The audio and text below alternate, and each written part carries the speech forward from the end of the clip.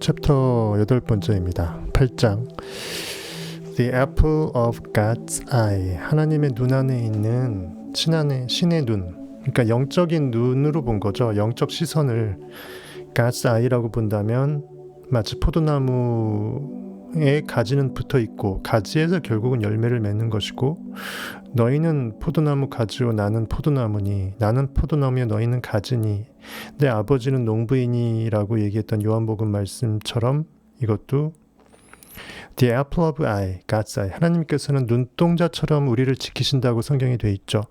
눈이 그 제3의 사물을 바라보는 것이 아니라 눈이 이미 눈동자를 머금고 있잖아요. 끼고 있습니다. 즉 하나님 안에 내가 있고 내가 하나님 안에 있습니다. 아버지와 나는 하나이다. 그거죠.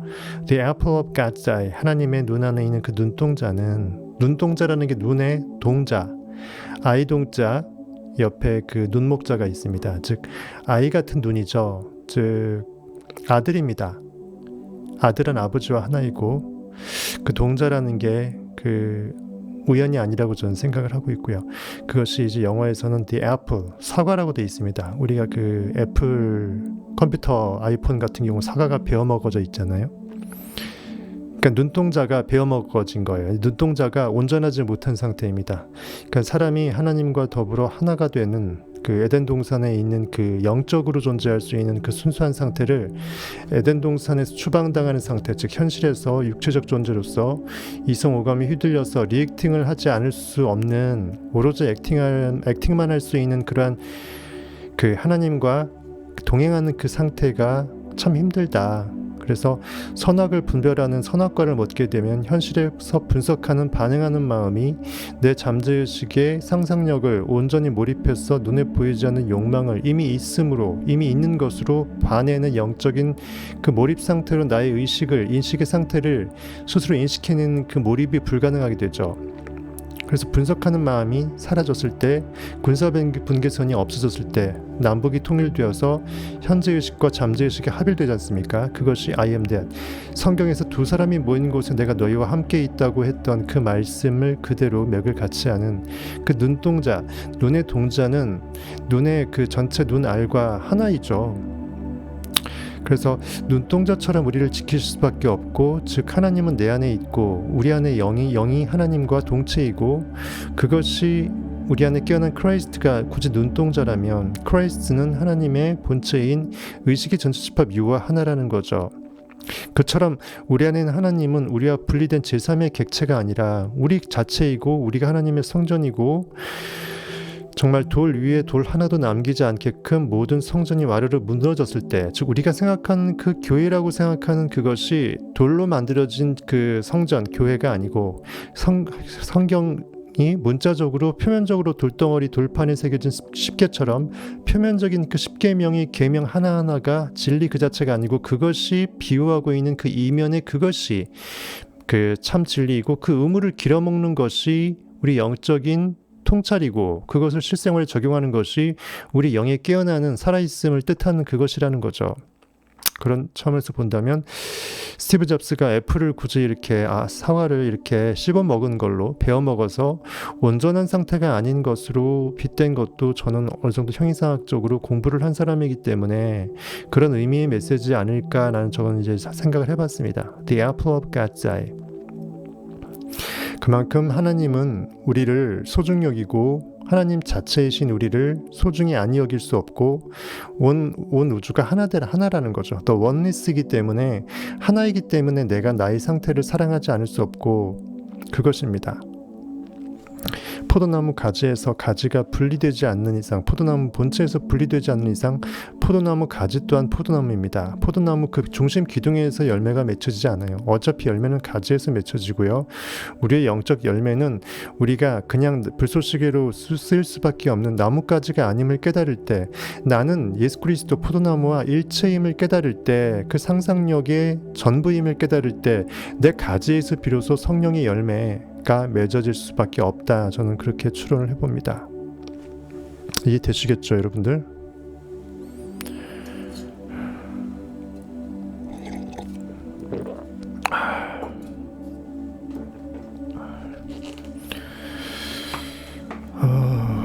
재밌습니다. 이렇게 시줄과 날줄을 연결해서 성경을 점점 바라보게 되면 여러분들의 영적인 통찰은 나날이 커질 것이고요. 제가 항상 얘기하잖아요. 이것이 이렇게 해석됨을 외워서 아는 게 중요한 게 아니라 그것이 왜 그렇게 해석되는지 그것을 해석시킬 수 있는 해석 능력을 키우라는 거죠. 양파 껍질로 비유하면 양파 껍질이 벗겨질 수 있는 그 결을 제대로 파악해서 그렇게 벗겨내는 능력이 커지는 게 중요한 것이지, 그것이 통찰력이고 그것이 상상력입니다. 거기서 벗겨지는 그 결과물을 단순히 제가 해석해 드린다고 해서 그거를 그냥 그렇구나, 이해되네, 그건 이해가 아니에요. 진정한 이해는 나 또한 직접적으로 그 진리, 내 안에 있는 진리가 살아서 껍질을 벗겨내는 과정에 내가 참여할 때 그것이 참으로 내 칼이 갈려지는 것이고, 내 영적인 진리의 검이 정말 하나님의 검으로 영과 혼과 관절과 골수를 찔러 쪼개기까지 할 수 있다는 것을 깨달아 알게 되는 것이죠. 어쨌든 저는 그렇게 생각합니다. 그래서 멤버십을 아무나 못 보게 하는 게 타당하다고 저는 생각을 하는 것이고요.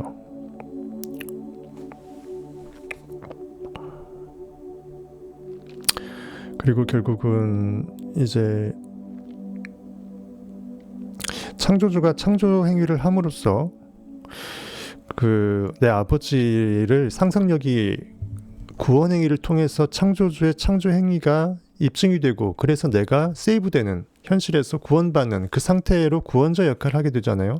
그러면서 창조주와 구원자는 하나이다. 아버지와 아들은 하나이다. 창조주가 구약시대 때만 있고 신약시대 때 없는 게 아니라 내 안에서 신약, 즉 내 의식이, 상상력이 크라이스트를 깨닫게 됐을 때 그것이 나를 구원하게 되고, 그 과정에서 내 의식의 전체집합 유가 나의 병풍 역할을 하면서 구약시대 때, 즉 내 영이, 의식이 하나님임을 깨닫기 그 전에도 여전히 하나님은 존재했다라는 거죠. 그것이 구약시대 때 하나님입니다. 그래서 우리는 율법과 선지자의 상태에서 예수 그리스도로 완벽하게 율법이 완성되고 돌 위에 돌 하나도 남지 않을 정도로 그 전에 우리가 생각했던 하나님, 예수 그리스도, 그 성경에 그 표면적으로 나와 있는 그것이 진리라고 생각되어지는, 우리 스스로 나의 장애물을 만들어서 나의 진리를 길어먹지 못하는 그 상태를 타파해야 돼요. 그래서 너희가 성전을 허물라, 내가 3일 만에 새로 지으리라, 그 뜻입니다. 네빌 고다드도 성경에서 3일을 넘지 않는다, 내가 완벽하게 몰입할 수만 있다면 3일 만에 그 모든 영적 소망들이 이루어진다는 거죠. 물리적인 3일의 뜻도 물론 있겠지만 완전주 3일입니다. 내가 영으로 완벽하게 회복된다면 그것이 그리스도고, 성전이 이미 완벽하게 무너진 성전이 완벽하게 건립이 되고 중수가 된 거라는 거죠. 여전히 문자적으로 해석하는 사람들은 실제로 정말 삼국지에도 나와 있는 그 수많은 그러한 성벽, 돌덩어리라고 생각하는 거죠. 너희는 그리스도를 무엇이라 생각하느냐, 그는 누구의 자손이냐라고 마태복음 22장 42절이 되어 있습니다. 보겠습니다. 22장 42절.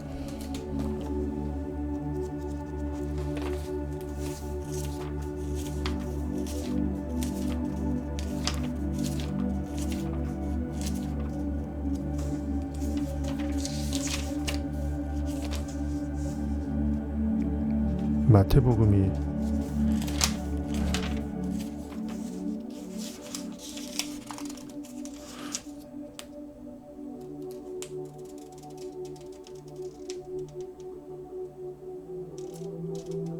(42절)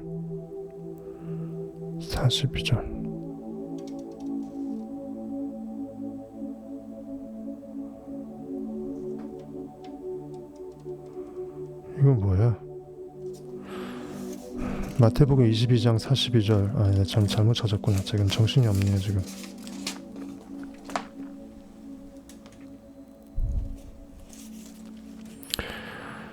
그러니까 바리새인들이 모였을 때 예수께서 그들에게 물으시되, 바리새인들이라는 것은 그때 그 종교 교리에 얽매인, 지금으로서는 일반 기독교 교인이죠.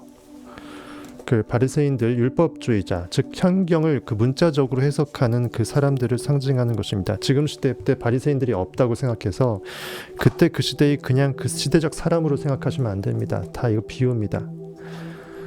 바리새인들이 모였을 때 예수께서 그들에게 물으시되, 너희는 그리스도에 대하여 어떻게 생각하느냐?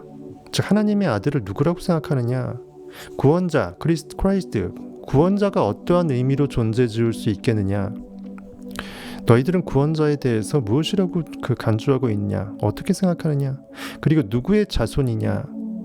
이제 유도신문이에요. 즉 누구의 자손하게 되면 당연히 고깃덩어리적인 언어로 받아들여서, 즉 성경을 문자적으로 해석하는 사람이 거의 태반, 특히 바리새인들은 더 그러하기에, 지금의 그리스도인들은 더 그러하기에, 예수 그리스도는 성경적으로 쭉 보게 되면 누구의 아들이냐, 누구의 자손이냐 라고 생각하면서 답할 것을 알면서 그렇게 물으신 거예요. 대답하되 다시 다윗의 자손이니다. 당연히 나오겠죠. 유다 족속, 다윗의 족속이잖아. 다윗의 아들이잖아요. 재밌죠. 마치 다윗이 이새의 아들이라고 성경에 돼 있는데, 이새가 비동사, 존재하는 그 모든 것의 총칭형이다. 과거, 현재, 미래를 통합해갖고 존재할 수 있는 그 모든 것의 전부인데, 즉 존재의 의식이죠. 의식의 시스템의 전체 집합 유라는 것이, 즉 하나님입니다. 즉 다윗은 하나님의 아들 예수 그리스도를 구약에서 상징하잖아요. 마치 그것도 이새라는 이름을 갖고 있는 한 고깃덩어리의 아들이라고 해서 성경을 바라보는 그 수많은 사람들 똑같아요. 누구의 자손이냐? 대답하되 다윗의 자손이니이다. 그러면 다윗이 그다음 말합니다. 이르시되 그러면 다윗이 성령에 감동되어 어찌 그리스도를 주라 칭하여 말하되 주께서 내 주께 이르시되 내가 내 원수를 내 발 아래에 둘 때까지 내 우편에 앉아 있으라 하셨도다 하였느냐. 다윗이 그리스도를 주라 칭하였은즉 어찌 그의 자손이 되겠느냐 하시니, 이게 무슨 말이냐면 시편 말씀 보세요. 시편 말씀에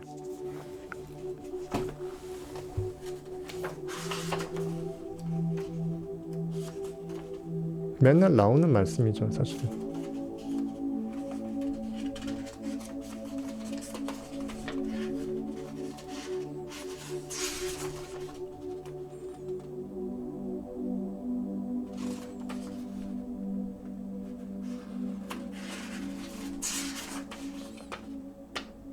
시편 110편 1절에 한번 볼까요? 이거였나? 어디 시편에 있을 텐데.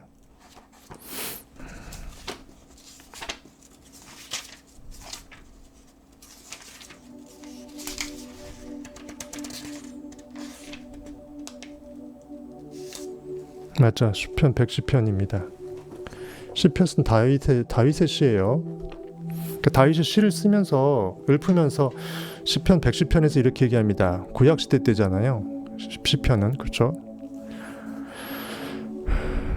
아까 말했던 그것은 이제 신약 성경 예수 그리스도에 있을 때고, 보니까 이제 여호와께서 내 주께 말씀하시기를,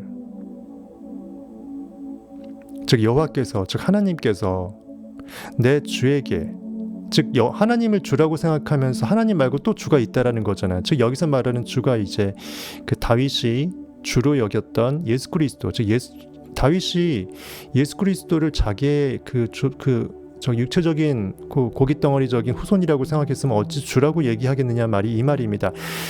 여호와께서, 즉 주께서 내 주에게 말씀하시기를, 즉 하나님이 여호와께서 창조주 아버지의 의식의 시스템이 상상력, 크라이스트 구원자 예수 그리스도 내 주, 즉 다윗의 입장에서 주입니다.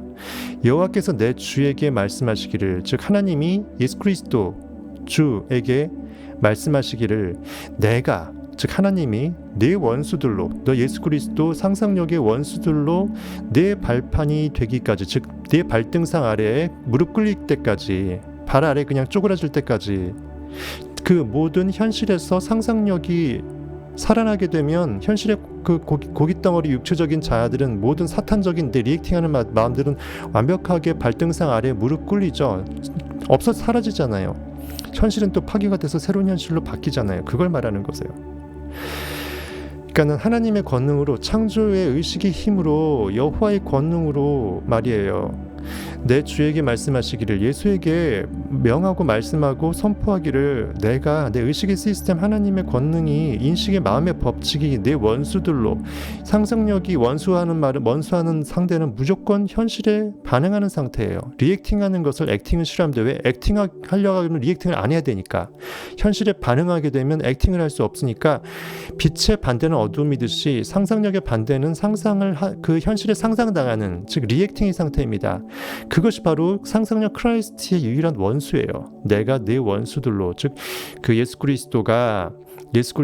하나님이 내 원수, 예수 그리스도의 원수들로 하여금 예수 그리스도 너의 발등상 밑에 깔리게 될 때까지, 발판이 되게 하기까지, 즉 밟고 넘어간다라는 거예요. 리액팅을 개무시하고 깔고 문고 재료를 줄이고 액팅으로 승화될 수 있다라는 것입니다. 현실을 완벽하게 개무시하면서 발바닥으로 짓누르고 차버리는 것이에요. 발판이 되게 하기까지 너는 내 오른쪽에 앉아 있으라. 즉 하나님의 우편에 앉아 계신 예수 그리스도, 오른쪽은 바른 쪽입니다. 왼쪽은 없고 오른쪽에만 있다, 이것이 아니라 물리적인 좌우가 아니라 오른쪽, 바른 쪽, 즉 정의, 옳고 그름의 의로운 방향, 즉 마음의 법칙에 순적한 그 방향으로 상상력이 의식 시스템의 마음 법칙에 바른 방향으로 상상이 존재하는 그 상태를 말하는 것입니다.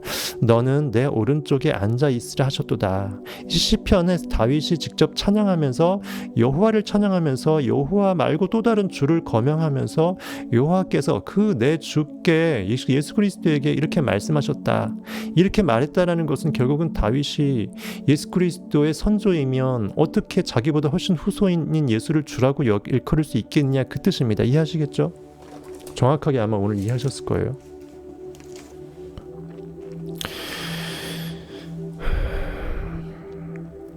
너희는 그리스도를 무엇라 생각하느냐? 그는 누구의 자손이냐? 이 말입니다. 마태복음 아까 그 말씀처럼 다윗의 자손 예수여 하게 되면은 안 된다라는 거죠. 다윗이 오히려 예수 그리스도, 어차피 구약시대 때 다윗은 예수를 상징하는 의미로서 2세 하나님의 아들입니다. 하지만 그 다윗이 또 의인화되어 있는 그 구약의 얘기에서, 구약의 그 상황에서 자신이 예수를 상징하는 예수의 표본이지만 예수를 나의 후손으로 여겨버려서 밑으로 깔아버리면 안 되는 거죠. 그래서 예수를 하나님과 하나됨의 동체로서 여길 수 있어야 다윗이 다윈 역할을 하는 거죠. 그래서 다윗은 하나님 여호와를 시편에서 찬양하면서 하나님 여호와의 아들로서 하나님과 동체되는 예수 그리스도를 주라고 시인한 것입니다. 이해하시겠죠? 형이상학적인 얘기입니다. 고기 덩어리가 아니에요. 헷갈리실 필요 없습니다. 너희는 그 그리스도를 뭐라고 생각하느냐? 그는 누구의 자손이냐? 이 말입니다. 여기서 자손은 영적인 아들을 말하는 것이에요. 즉 누구? 의식의 시스템, 의식의 마음의 법칙, 하나님에게서, 여호와에게서 우리 영이 깨어나게 되면 그리스도가 깨어나잖아요. 진리가 깨어나잖아요. 하나님과 하나이지만 아들 역할을 하게 됩니다. 거기서 파생됐으니까. 또 그것이 나의 현실을 구원하니까 Savior, 진정한 어떤 구원자 역할을 하는 거죠. 그러니까 크라이스트가 되는 것입니다. 자동적으로. 그럼 그 아버지는 뭐가 돼요? 창조주가 되죠. 창조를 하지 못하면 구원을 하지 못하니까 내 아버지의 권능이, 창조력이 있었음을 구원 행위를 해내는 예수 그리스도가 내 영으로 상상력이 깨어나면서 상상력이 멍 때리고 상상마다 끝나는 것이 아니라 창조까지 해버린다는 것이에요. 그래서 그 구원자는 창조자일 수밖에 없다라는 것입니다. 즉 예수 그리스도는 아버지 하나님과 하나일 수밖에 없다라는 것이에요. 구원의 능력은 창조의 능력이 필연적이라는 것입니다. 이해하시겠죠? 아주 명쾌하게 여러분들에게 그냥 뼈를 때려버리는 그런 말씀을 해드렸습니다. 어려운 건데 아주 명징하게 말씀을 드린 것 같아요. 그처럼 우리는 성경을 표면 문자적으로 해석해서 다윗의 자손 예수라고 말해버리면 그것이 상징하는 것은 통성경의 표면적 문자적 해석의 가치는 우를 범하지 말라는 뜻입니다. 즉 그럴 때 우리의 예수 그리스도는 다윗이 주라고 일컬어질 수 있는, 즉 다윗이 상상력을 주라고 일컬게 되는 그 상태, 즉 내 안에 구원자 크라이스트 예수가 깨어난 그 상태가 될 수 있음을 또 뜻하는 것이에요. 그러니까 몇 번이나 꼬아넣었잖아요. 재밌죠? 즉 상상력이 주가 될 수 있을 때 상상력은 하나님 I am과 하나됨을 깨닫게 되고 우리 삶은 창조되어서 나는 나를 구원할 수 있는 그리스도의 상태가 될 수 있다는 것입니다. 그래서 the apple of God's eye예요. 하나님의 눈 안에 눈동자처럼, 어린 아이처럼, 동의 그 동자처럼 하나님과 하나인, 하지만 하나님으로부터 깨어날 수밖에 없는 우리의 영적인 진리의 크라이스트의 구원자의 실체를 그대로 뜻하는 것입니다. 그래서 성경에서는 눈동자처럼 우리를 지키신다. 그걸 표면적으로 해석해버리면 인간의 눈동자가 인간 전체에서 눈이 일부고 또 일부에서 또 눈동자가 일부니까 그렇게 문자적으로 해석해버리게 되면 그래, 인간은 누구나 눈이 있고 눈에서 중요한 것은 눈동자니까 눈동자가 뭐 안 다치게 하려고 눈꺼풀은 알아서 덮어주니까 하나님께서 정말 인간이 눈동자 아끼는 것처럼 아끼는구나, 이렇게 결국 해석할 수밖에 없다는 거예요. 그나마 잘 해석해봐야 이해하시겠죠? 포도나무요 가지하고 똑같은 말이에요. 여러분이 위에 질문을 받는다면 그리스도는 내 안에 참나 하나님 상상력입니다 라고 대답하십시오 라고 얘기를 합니다. 비록 만물이 아직 그에게 복종하고 있는 것을 보지 못하고 있지만, 즉 히브리서 2장 8절에 있는 말씀인데, 모든 만물이 내 원인 세계의 결과물임을 내가 인지하게 될 때 그때 비로소 만물은 나의 의식에 복종하는 상태가 되겠죠. 즉 영이 완벽하게 액팅하게 됐을 때 리액팅이 없으니까 내가 의도한 원인대로 결과가 지어지잖아요. 그것입니다. 현실의 그 모든 결과물들이, 만물이 내 영에 의해서 복속될 때, 즉 내가 내 원수로 내 발등상 되게 할 때까지 너는 내 오른편에 앉아 있으라, 그 뜻입니다. 의식이 오른쪽에, 바른 쪽에 상상력이 운행되고 거할 때 현실은 내 앞에서 굴종되고 현실은 파괴되고 새롭게 창조되고 나의 사탄 역할, 즉 내가 현실에 반응했던 내 리액팅 역할, 나의 적그리스도 역할이 전부 다 내 발등상 밑에서 깔려서 제로가 되어버리죠. 그것이 바로 진리의 법칙을 상징하는 뜻이 되겠습니다. 히브리서 2장 6절에서 8절 볼게요. 전율이 느껴지죠? 제대로 이해하시는 분들은 전율이 느껴져야 정상입니다.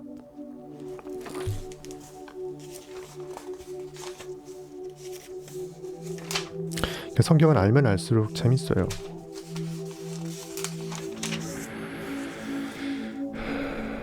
히브리서 2장 6절 8절을 보시면요,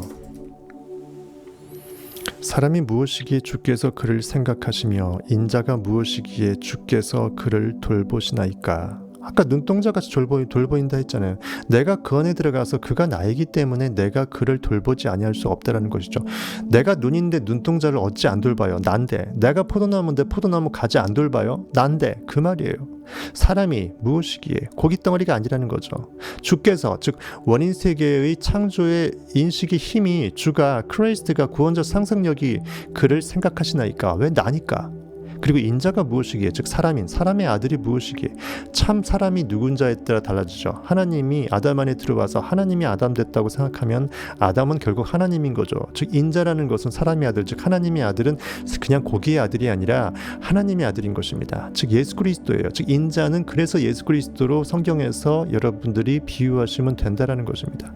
인자가 그냥 고깃덩어리, 고기의 아들 고기라면 아무것도 아니기 때문에 굳이 주께서 그를 돌보실 이유가 없겠죠. 그를 잠시 동안 천사보다 못하게 하시며, 네부갓네살은 이것을 잘못 해석했다고 얘기를 하고 있죠. 천사보다 못하다고 해석한 것은 그릇되다라고 분명히 네비는 얘기했습니다. 오히려 천사는 인간이 신으로서 천사를 부리는 거죠. 메신저, 사자입니다. 사자. 하나님의 사자라고 많이 성경에서 나오는 그 메신저입니다. 그를 잠시 동안 천사보다, 이건 무식하고 이 말은 틀렸으니까 넘어가시고, 영광과 존귀로 관을 씌우시며, 우리의 머리에 쓰는 관입니다. 관을 씌우시며, 영광과 존귀다. 내 머리에 항상 관을 씌운다라는 거, 머리가 그만큼 중요하다는 거죠. 머리 안에 손과 손 제7 에너지 센터가 있다라는 것도 이유가 있겠고요. 그것도 있겠고, 그만큼 내 머리 된다. 그리스도, 상상력이 머리라는 거죠. 상상력이 진짜 나의 생명의 실체라는 것입니다. 만물을 그 발 아래에 복종하게 하셨느니라. 현실의 결과물들이 정말 내 원수, 나를 대적하는 나의 마음의 상태인 사탄, 나의 욕망을 이미 받은 줄로 여기는데 방해를 할 뿐인 현실에 반응하는 나의 현실적 기존 과거의 자아관념, 이 모든 것들이 나의 사탄되는 것인데 이것이 내 발 아래 복종되게 되면 당연히 현실에 있는 결과물도 오롯이 내가 원하는 그 원인 의식의 상태가 그대로 투영될 수밖에 없게 되기 때문에 그때 모든 만물은 내가 원하는 그대로 창조되겠죠. 순수한 100% 액팅에 의해서 현실이 결과지어집니다. 그때 그 만물은 나의 상상력의 발 아래 복종하겠죠. 그렇게 이해하시면 되겠습니다. 만물로 그에게 복종하게 하셨은즉 복종하지 아니한 것이 하나도 없어야 하겠으나 지금 우리가 만물이 아직 그에게 복종하고 있는 것을 보지 못하고 이렇게 재미있게 써놨어요. 원래 원인적으로는 무조건 원인이 의식이 전부 다 결과를 만드는 거가 맞는데 내가 의도한 원인이 아니면 결국은 액팅 50% 리액팅 50% 그러라 그러면 리액팅 50%에 의해서 정말 진리의 검에 우편이 아니라 좌편에 의해서 진리의 검에 베어져서 현실에 투영된 것도 있다라는 거죠. 복종하지 아니한 것이 하나도 없는 것이 맞다. 왜? 콩 심은 데 콩 나니까. 하지만 내가 의도해서 콩을 심은 거대로 의도해서 콩이 나는 그 상태가 아니라 내가 의도하지 않은 팥도 심어지게 되니까 문제라는 거죠. 이해하시겠죠? 복종하지 않은 것이 하나도 없어야 마땅하겠지만 지금 우리가 만물이 아직 그에게 복종하고 있는 것을 보지 못한다라는 것은 지금 이 순간 나의 영적인 액팅이 100%가 아니라는 거죠. 완벽하게 그리스도를 깨어나지 않고 리액팅의 상태가 남아있기 때문에 그것 때문에 현실의 결과지어진 내가 원치 않은 창조의 행위를 할 수밖에 없음을 뜻하는 것이 되겠습니다. 그러니까 네빌은 진짜 약오르는 게 이런 걸 얘기를 안 해줘요. 그냥 덩그라니 그냥 말씀만 하고 또 알아서 그냥 하긴 고맙습니다. 네빌이 있었으니까 저도 도움을 받았고 저도 이렇게 뭔가 미션 할 거리가 생긴 거니까 감사하긴 합니다. 이렇게 넘어가시면 됩니다. 그처럼 만물이 아직 그에게 복종하고 있는 것을 보지 못하고 있지만 이제 곧 내가 그리스도를 잉태할 크라이스트 상상력이 내 안에서 깨어나게 할 성모 마리아, 즉 가장 진리가 수용성적인 상태에서 믿음의 씨앗으로 내 잠재의식에 심겨지기 가장 좋은 상태인 내 의식의 상태에서 내 아들의 크라이스트의 의식 상태가 깨어난 거잖아요. 성모 마리아라는 사실과 결국 그리스도를 통해 모든 것을 행하게 되리라는 사실을 알고 있습니다. 그리스도의 탄생은 속사람 또는 두 번째 사람이 깨어난 것입니다. 나중된 자가 나중에 깨어나게 될 때 먼저 된 자는 육체적인 존재임을 깨닫게 됨으로써 더 이상 성경도 문자적으로 해석하지 않게 되고 내 육체적 고깃덩어리는 현실에 투영된 3차원 스크린 투영물일 뿐임을 알게 되는 그 상태를 말하는 것이죠.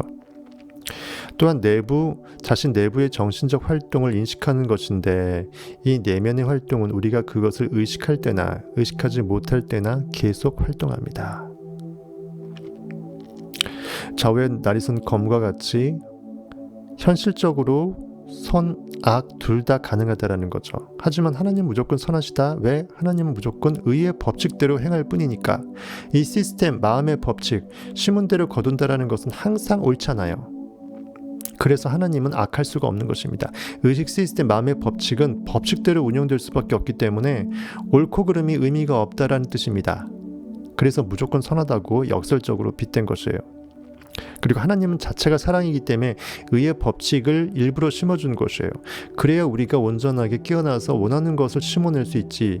지 마음대로 랜덤으로 반반이라면 뭐 짜장면, 짬뽕 뭐가 나올지 랜덤이라면 우리는 굳이 좋은 일을 해서 좋은 것으로 최상의 것으로서 그 황금률로 심어낼 이유가 없어지게 되죠. 우리가 굳이 영으로 진리로 깨어날 이유가 없어집니다. 세상을 막 살게 돼요. 어차피 50대 50 게임이니까. 이렇게 추론해 볼 수 있겠죠. 결국 원인이 결과를 만들고요. 그 인과관계를 우리가 잘 추적할 수 있을 때 우리의 의식은 스스로 모니터링할 수 있게 되고 내가 의식이 원하는 방향으로 가는지 아니면 못 가는지를 내가 판단할 수 있다는 것이죠.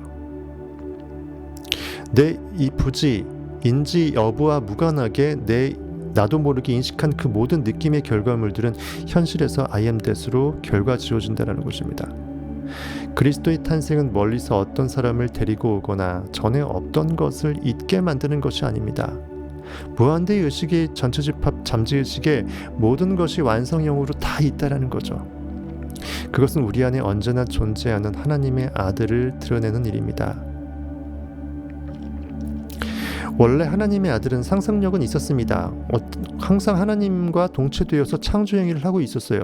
하지만 참 나를 구원할 수 있게 되려면 내가 원하는 대로 창조가 돼야 구원이 되기 때문에 내가 하나님임을, 상상력임을, 크라이스트임을 인식하게 되고 내가 원하는 것을 이미 구원받은 줄로 몰입할 수 있어야 나의 인식의 힘이 나를 구원하게 되죠. 하지만 내가 인식하지 않았더라도 원래 상상력은 있었지만 인식하게 됐을 때 진짜 나의 구원자로서 깨어나게 되죠. 그래서 예수가 깨어나는 것입니다. 마치 없는 것으로 간주될 수밖에 없는 달란트를 땅에 묻는 우리의 인간의 우매한 행동이지만 그럼에도 불구하고 상상력은 열일하고 있습니다. 그 다음에 구름 타고 오시는 주라는 표현이 참 많이 있죠. 여기 세례 요한이라고 돼 있는데 사도 요한이 맞는 것 같아요. 세례 요한은 그 물로 세례를 주는 행동하고 그거하고 끝나잖아요. 그 요한계시록에 있는 내용이든 어디 내용이든 구름 타고 오는 것은 사복음서에서도 많고 요한계시록에도 많기 때문에 뭐 굳이 여기서 요한이라고 하면 사도 요한이 맞겠습니다. 구름을 타고 오시는 주라고 한 표현은 사도 요한이 그 안에서 그리스도가 깨어날 때 자신의 머리 위에서 고동치는 황금색 고리의 물결을 보면서 네빌이 체험하면서 말했던 거죠. 액체 같은 기체 같은 아리까리한 그 빛이 에테르라고 보여줄 수 있겠는데 어쨌든 황금색을 띠면서 고동치는 정말 그 고리의 물결이 구름처럼 이렇게 머리 위에서 일어나잖아요. 그것이 인간의 상상력의 실체를 그렇게 형상화한 것이라고 체험한 것이라고 네빌도 얘기를 했고요. 그래서 아마도 네빌은 얘기합니다. 성경에서 갖고 구름이라고 얘기하는 것은 구름 타고 오신다. 즉 내 안에 있는 참나가 상상력이 내 머리 위에서 제8 에너지 센터에서 보여지는 상태가 됐을 때 구름, 그 황금색의 고리 물결의 구름 같은 그 고동치는 그 모습으로 빗대서 성경에서는 구름 타고 오신다. 그러니까 구름 위에 또 다른 어떤 뭐 손오공이 근두운 타듯이 손오공이 또 있는 게 아니라 그 구름의 형상으로 구름이 이렇게 둥실둥실 타고 오듯이 그 상태의 내 영이 깨어나는 그 상태의 자각 상태가 그러하다라고 빗댄 것 같아요. 또 구름하게 되면 수증기가 머금어져 있는 거니까 물은 의식을 상징하죠. 또 그렇게 볼 수도 있겠고요. 그 우리 이집트 애굽을 탈출하면서 광야에서 구름 기둥과 불 기둥도 마찬가지죠. 우리는 성령이기 때문에 그 구름의 기둥 또는 불의 기둥이라고 볼 수 있겠죠. 그리고 구름 기둥이라는 것은 의식이 그 기둥 형상으로 주고 사람이 이제 길게 돼 있으니까 서 있으면 긴 모양이잖아요. 기둥 모양이라는 거죠. 그 가죽으로 된 그 성막도 마찬가지죠. 우리가 가죽 옷을 입고 있는 의식 덩어리라고 본다면 가죽 기둥이라고 볼 수 있어요. 가죽 성막으로 볼 수 있고 또 구름 기둥이라고 볼 수 있겠습니다. 의식으로 이루어진 이렇게 길다란 모양의 사람의 형상화된 그것을 빗댄 거죠. 그리스도는 우리 안에 있기 때문에 내부로부터 오는 것이지 외부로부터 오는 것이 아닙니다. 이미 나의 4차원의 의식 자체가 내 안에 있다라는 거죠. 즉 내 그 가슴을 해부하면 안에 고깃덩어리로 뭐가 있다라는 것이 아니라 즉 의식으로 4차원으로 존재하기 때문에 우리 아니라고 표현한 거잖아요.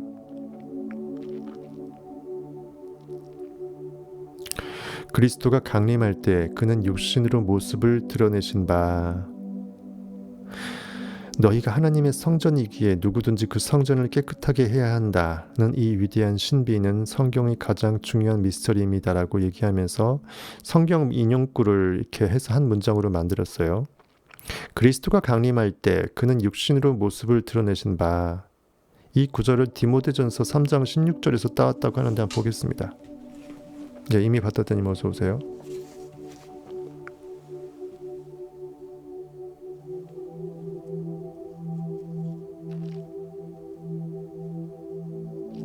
제가 너무 이제는 완전 믹싱해서 업그레이드해서 얘기를 해버리니까 그 파편들을 제대로 알지 못하는 다른 분들은 너무 이제 수준 차이가 나서 일부러 라이브 안 오시는 걸 수도 있겠어요. 이해는 됩니다만 이미 봤다님처럼 맨땅 헤딩하면서 예전 거대로 가고 라이브는 라이브대로 참석하시는 게 오히려 좋습니다. 오히려 그게 더 올바른 방향이에요. 디모데전서 3장 16절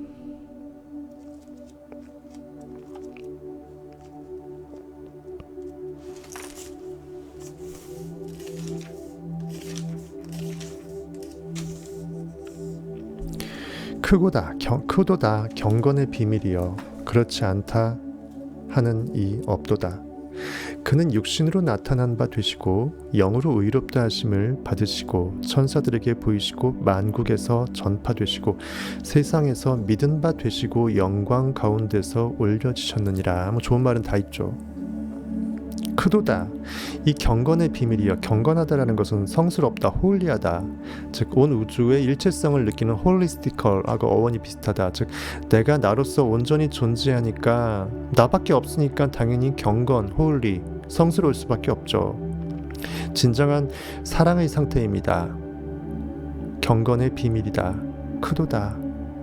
그렇지 않다 하는 이 업도다. 그렇지 않다라고 반박할 수 있는 그것이 존재할 수 없도다. 그는 육신으로 나타난 바 되시고 즉 고깃덩어리 즉 현실의 결과물로 나타난다. 즉 3차원 스크린에 투사된 육신의 옷을 입은 보여지는 세계에서의 그 현실 그 상태로 투사될 수 있는 원인의 세계에서의 의식의 실체이다 이 뜻이죠.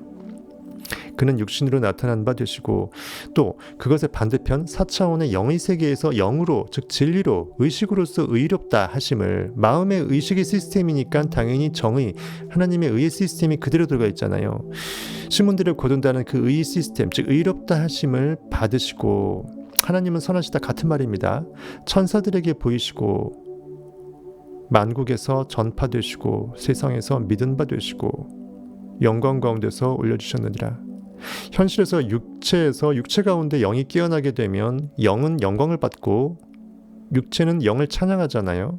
비로소 나에 있는 깨어난 진리 그리스도를 주라 시인하고 우리 인간은 주로 살게 되지 고깃덩어리 종으로 종된 멍에의 그를 짊어지고 살지 않게 되잖아요. 그렇게 해석하시면 되겠습니다.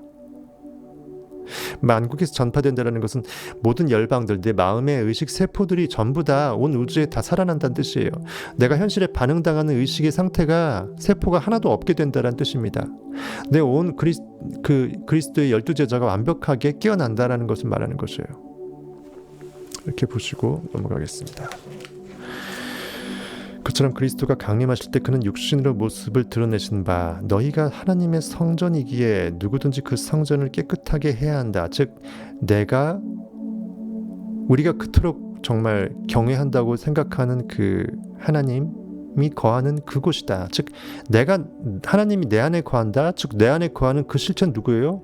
나다. 즉 하나님이라는 것이에요. 즉 내가 하나님이라는 말을 이렇게 빗댄 것입니다. 내 의식이 하나님임을 내가 주님의 몸된 교회 하나님의 성전이라고 말한 것이에요. 애들러 둘러서 쓰리쿠션으로 얘기한 거잖아요. 그리고 고린도전서 3장 16절 디모데전서도 3장 16절 고린도전서도 3장 16절 3장 16절을 참 좋아해요. 성경은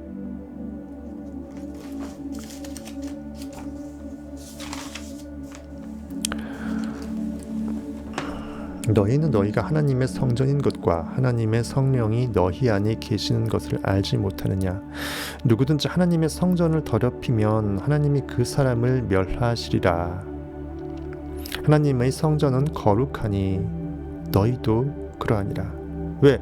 너희가 주님의 성전이면 그 성전 안에 있는 주는 너희 안에 있는 주고 너희 안에 있는 참 나란 얘기잖아요. 당연한 말이에요. 너희가 하나님의 성전인 것과 하나님의 성령이 즉 하나님의 영 하나님 자체가 하나님이 어차피 영이니까 하나님의 성령이 너희 안에 계시는 것을 알지 못하느냐. 우리 안에 있는 것은 뭘까요? 의식밖에 없잖아요.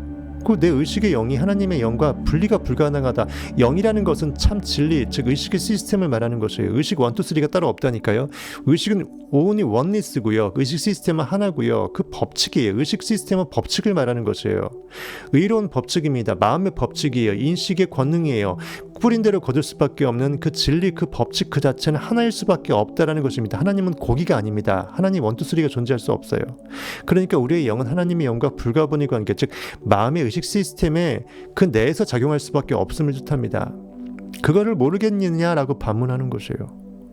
누구든지 하나님의 성전을 더럽히면 내가 하나님의 성전 즉 내 몸 안에 거하는 내가 하나님임을 인지하지 못하면, 더럽힌다라는 것은 뭐 때를 묻히고 육체적으로 뭐 오염물질을 투척하고 하는 게 아니라 내가 하나님됨을 알지 못하는 영적인 상태, 즉 내가 영으로 생각하고 내가 원하는 것을 이미 구원받은 줄로 기도 몰입하지 않고 현실에 반응당해서 나는 빵원이다, 통장 보고 빵원이다, 나는 빵원인 가난한 사람이다라고 내 인식의 상태를 거기에 매몰시키는 거죠. 절대적 자유의 인식의 주체임에도 불구하고 말이죠. 즉 상상력은 마음대로 느끼는 거잖아요. 상상력은 시공간을 초월해서 원하는 것을 느낄 수 있는 글자 그대로 상상의 상태잖아요. 굳이 그것을 상상하지 않아도 되는데 현실을 굳이 상상하게 되면 진짜 상상력을 잃어버리는 거잖아요. 하나님이 현실에 매몰되어 있는 거잖아요. 의식의 떡덩어리가 현실에 들러붙어서 안 떨어지는 것이잖아요. 여러분 안에 있는 12제자의 마음 가운데 가룟 유다가 예수 그리스도를 더 이상 찬양하지 않고 현실에서 떨궈지게끔 정말 배반해줘야 되고 이동시켜줘야 되죠. 그리고 스스로는 죽어야죠. 더 이상 찬양하지 않아야죠. 그 의식 상태가 그렇게 선순환 구도로 계속 사이클링 돼야 된다는 것이에요. 누구든지 하나님의 성전을 더럽히면, 즉 내 안에 있는 영이 참 영으로서 의식 원인 세계에 존재하지 않고 결과의 세계에 반응당해서 오염되어서 더럽히자는 거죠. 영적인 문란함을 말하는 거죠. 영적인 그 문란을 말하는 것이에요. 그러니까 우리가 영적으로 마치 어떤 것을 그 남녀가 하나 돼서 뭔가를 만들어내듯이 우리가 영적으로 상상행위가 수태행위로 얘기해서 남녀의 교합행위로 비유되잖아요. 그만큼 성적인 흥분을 야기하기도 하고요. 거기서 그것이 현실에 반응당해서 느끼는 행위는 문란행위고요. 그것과 무관하게 내가 원하는 것을 참으로 느껴서 영으로 믿어내서 그 씨앗을 심어낸 행위는 하나님의 성전 안에서 윤리적으로 아주 성적인 섹스를 하는 거죠. 즉 더럽히지 않는 순수한 영 그 자체로서 내가 창조행위를 하는 것이기 때문에 그때의 영적인 교합행위는 결코 더럽지 않은 그 반대편에 설 수 있다는 거죠. 하나님의 성전을 더럽힌다는 게 그 뜻입니다. 하나님의 성전, 주님 몸된 교회, 내 상상력이 100% 영적으로 원하는 것을 느끼지 못하고 현실에 반응당해서 양다리 걸치는 것이에요. 내가 원하는 것이 1000억인데 그것을 원하기도 하면서 현실에 반응당해서 빚이 10억인데 그것을 반응당해서 거기에 또 느끼는 거예요. 차갑던지 뜨겁던지 하나만 하라 그랬고 선한 데는 지혜롭고 악한 데는 미련하라고 했습니다. 선한 데, 즉 하나님의 영이 추구하는 1000억의 부의 상태를 느끼는 데는 아주 지혜롭고 센시티브해야 되고 현실에 반응하지 않아야 되는 그 마이너스 10억의 부채는 내가 그것을 반응하지 않아야 되는데 굳이 거기에 대해서 지혜로우려고 해요. 악해야 되는데, 무지해야 되는데, 미련해야 되는데, 무덤덤하게 그것을 개무시해야 되는데 굳이 미련하지 못하고 지혜로우려고 합니다. 즉 선과 악의 둘 다 지혜로우려고 해요. 그것이 바로 현실을 분석하는 마음입니다. 그래서 선한 데는 지혜롭고 악한 데는 미련하라. 로마서에 나오는 말씀이죠. 다 성경의 구절들은 다 같은 말이에요. 진리는 하나예요. 사실은 그것을 여러 그 구절로 빗대갖고 자꾸 찔러주는 거예요. 우리가 자꾸 못 알아먹으니까. 그러니까 하나님의 성전은 거룩하니까 너희도 그러하니라 하니라. 즉 너희는 하나님과 분리가 불가능하니까 너희 안에 있는 성전의 상태, 즉 마음의 상태를 가장 원하는 최극상의 상태로 항상 나를 몰입시키라는 거죠. 그것이 하나님의 선하신 행위를 그대로 내가 하나님의 존전에서 내가 행하는 그 예배라는 것입니다. 네빌은 그리스도가 강림할 때 그는 육신으로 모습을 드러내신 바, 즉 영이 육을 창조하는 바, 디모데전서 3장 16절 그걸 거명하면서 또 너희가 하나님의 성전이기에 고린도전서 3장 16절을 또 빗대면서 누구든지 그 성전을 깨끗하게 해야 된다. 내가 내 주를 주로 시인했으면 주로 살아야지 왜 종으로 사느냐, 왜 액팅하느냐, 반응하느냐. 네가 원하는 것이 있으면 느끼면 되는데 베드로야 다 잡아먹으라 하면 되는데 너의 믿음 베드로는 어디 갔느냐 이거죠. 왜 못 잡아먹느냐 이거죠. 그냥 그대로 잡아먹으면 됩니다. 남 눈치 보지 마시고. 그럼 현실이 어떻게든 만들어집니다. 하나님을 사랑하는 자 그의 뜻대로 부르심을 입은 모든 자들은 합력할 수밖에 없어요. 선할 수밖에 없어요. 결과물이 나타날 수밖에 없게끔 나의 욕망의 목적 그 상태를 위해서 현실의 그 모든 피조물들은 나를 위해 헤쳐 모여서 나를 찬양할 수밖에 없고 내가 예루살렘에 입성할 때 나귀를 타고 가는 그 예수 그리스도 상상력은 찬양받을 수밖에 없습니다. 호산나 찬양받을 수밖에 없어요.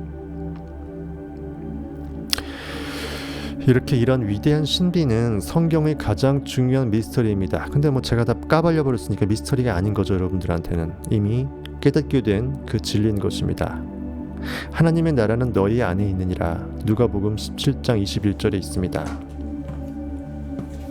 하나님의 나라는 시공간에 존재할 수가 없습니다. 누가복음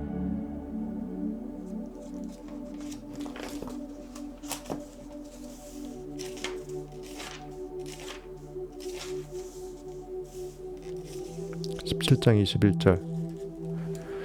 바리새인들이 율법주의자, 성경을 문자적으로 해석하니까 예수 온다 그러니까 재림 언제 오냐고 기다리는 상태. 우리가 현실에서 주 예수를 저기 마을 그 어귀에 가서 언제 오나 계속 기다리면서 멍 때리고 이미 와 있음을 깨닫지 못하고 내 영이 상상 몰입하는데 이미 원하는 것을 구한 줄로 알고 그것을 느껴내는데 지금 이 순간을 할애하지 못하면서 지금 이 순간이 나보다 먼저 왔다고 나를 착각지우는 그 나를 절도하고 강도 행위를 하는 그 나보다 먼저 왔다고 나를 착각시키는 난 항상 현실에서 현재로서만 존재하는데 이미 왔다고 나보다 먼저 앞선다고 생각하는 나의 과거의 관념자, 소금기둥으로 나를 계속 굳어버려서 롯의 안으로 만들어버리는 나의 과거의 에고, 그것이 나라고 착각지으면서 지금 이 순간 내가 상상할 수밖에 하지 못하게 하는 그 모든 현실에 반응하게 하는 그 리액팅, 나의 사탄이에요. 그것을 우리는 없애야 되는데 바리새인들은 그것을 알지 못하죠. 바리새인들이 하나님의 나라가 어느 때에 임하나이까 묻거늘 예수께서 대답하이르시되 하나님의 나라는 볼 수 있게 임하는 것이 아니요 즉 시공간 오감으로서 이성으로 감지가 될 수 없는 초월적인 의식의 영역이다 이거죠. 영혼의 세계 현존으로서만 우리가 자각하고 항상 의식은 현재에 존재할 수밖에 없구나를 깨닫게 될 때 시공간 과거 미래 현재가 통합되어서 압축되어서 지금 이 순간 현재의 명령을 받아서 이렇게 풀어헤쳐지는 것이라는 것을 깨닫게 될 때 그거 말하는 거죠. 하나님의 나라는 볼 수 있게 임하는 것이 아니요 또 여기 있다 저기 있다고도 못하리니 공간에도 한정되지 않는다라는 거죠. 여긴 하나님의 나라, 여기는 지옥. 이원에서 공간으로 구분지어서 존재하는 시간 공간 속에 현실에서의 스크린 3차원 스크린 속에 지옥의 공간이 따로 있고 천국의 공간이 존재할 수 없다라는 거죠. 하나님의 나라는 너희 안에 있느니라. 너희 그 가슴팍을 좀 해부해봐라. 그 안에 있냐 보라는 거죠. 없죠 당연히. 사람만 죽습니다. 그건 뭐죠? 내 의식의 영의 세계에 내 의식이 하나님과 합일되는 그 느낌을 참 진리를 깨닫게 되면 그것이 하나님의 나라라는 거죠. 상상이 현실을 창조하고 나를 구원한다라는 것, 즉 하나님이면서 예수 그리스도임을 내가 깨닫게 된다라는 그거 자체가 하나님의 나라예요.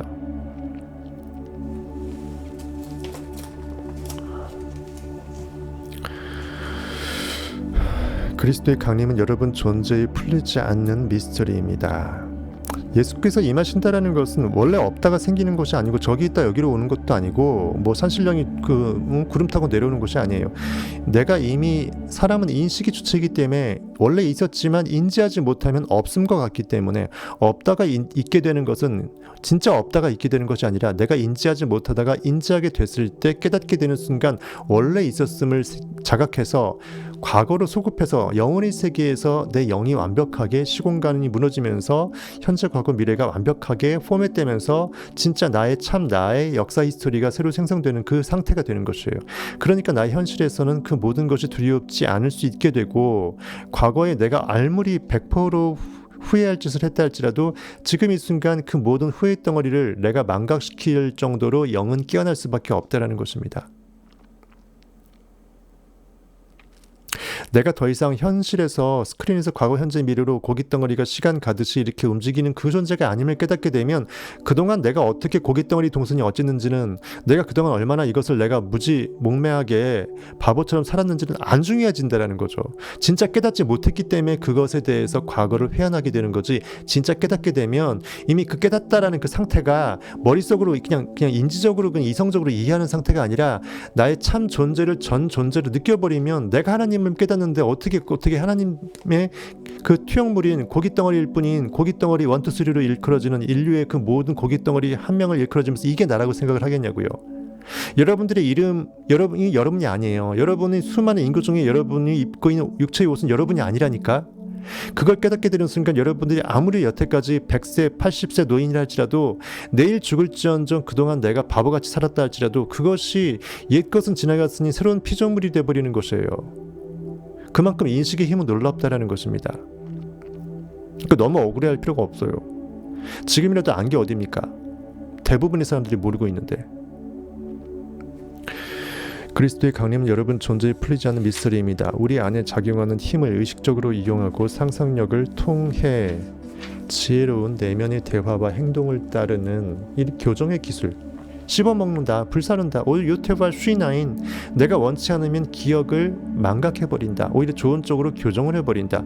정말 교정용 가지치기 가위로 내 마음의 정원을 원하는 대로 아름답게 이렇게 원하는 그 꽃들로만, 나무들로만 이렇게 단장을 시킬 수 있다는 거죠.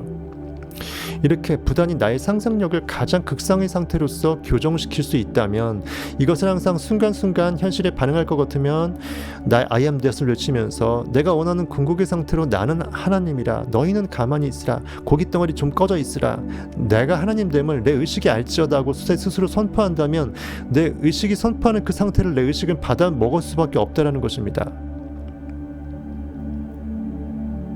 정말 돈을 원한다면 현실이 빵원이라도 나는 300억 부자지, 난 3천억 부자지 이미 있지라고 느껴내는 것에 더 몰입하게 된다는 것이에요. 그러면서 그것을 실감나게 느끼면서 나는 그 상태라고 그냥 못 박아버리는 것입니다. 그냥 봐버리는 것이에요. 간주하는 것이에요. 그럼 끝나는 거죠. 왜? 느낌이 유일한 믿음이 증거이고 그것이 실체라고 분명히 성경에 돼 있으니까. 바라는 것들이 실상이고 보지 못하는 것들이 증거라고 돼 있으니까 또 다른 증거나 실상을 현실에서 찾을 필요가 없게 되니까 나중에 시간이 지났을 때 결과가 언제 나타날지가 별로 조급해지지 않는다라는 것이에요.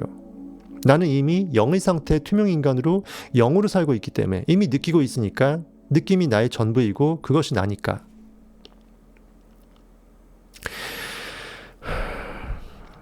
이렇게 할 때 여러분 안에 그리스도는 여러분 안에서 깨어날 것이라고 합니다. 이것을 믿는다면 어떠한 의심도 품지 말라고 합니다. 의심한다라는 것 자체가 현실에 반응한다라는 거고 아직은 영이 안 깨어났다라는 그 상태라는 것이에요. 그리고 이것을 바탕으로 행동하십시오. 그리스도는 여러분 안에서 깨어날 것입니다. 이것이 바로 그리스도의 강림입니다. 하나님이 육신 안에 나타나는 미스터리는 즉 고깃덩어리 3천 우리 정말 생장사멸에 의해서 흙으로 들어갈 수밖에 없는 보여지는 결과물에 내 의식이 매몰돼서 나는 이 상태라고 착각하는 육체적 고깃덩어리 의식의 상태에서 성경을 표면적으로 보는 문자적 해석의 그 돌덩어리 우물물을 가리고 있는 그 돌덩어리의 상태에서 내 영이 깨어나는 것 하나님이 육신 안에 나타나는 하나님이 원래 있었지만 내가 인지하지 못했기 때문에 내 안에 나가 하나님이었음을 깨닫지 못하다가 깨닫게 되는 그 미스터리 그거는 참으로 위대하다라는 것이에요. 디모데전서 아까 말했던 그 3장 16절 즉 결과의 세계에서 내가 결과 지어진 육신의 상태로서 이러한 상태가 있다라는 것 자체가 이미 원인이 있다라는 전제가 되어버린다는 것이에요. 하나님이 영으로 원인 세계에서 내가 원턴 원치 않던 그 가래떡 만드는 기계 자체가 장치가 있었다라는 것이에요. 내가 원하던 원이지 않았던 자꾸 넣었는데 자꾸 넣은 게 그대로 나온다는 거예요. 정말 좋은 쌀을 넣으면 최고의 1등급 쌀을 넣으면 최고 1등급 떡이 나올 수밖에 없다는 것입니다. 나는 떡국 먹으면 돼요. 떡볶이 해먹어서 먹으면 돼요. 하나님이 육신 안에 나타나는 미스터리는 위대하다. 그리스도의 강림 날부터 그 다음 나와 있습니다. 스가랴 2장 8절에 있습니다. 너희를 범하는 자는 그의 눈동자를 범하는 것이라. 하나님이 눈동자같이 우리를 지키신다고 했죠. 하나님은 즉 눈이라는 것입니다. 영적 눈이에요. 영적인 시선이에요. 즉 진정한 영은요 시선으로 끝나는 것이에요. 인식을 어떻게 바라보고 시선을 어떻게 머금는지가 자체가 인식의 전부이기 때문이에요. 즉 진짜 영은 영적인 눈이 영의 전부예요. 즉 영적인 눈은 이퀄 그냥 통으로 영 그 자체예요. 영은 따로 팔다리 몸이 필요 없다라는 것입니다.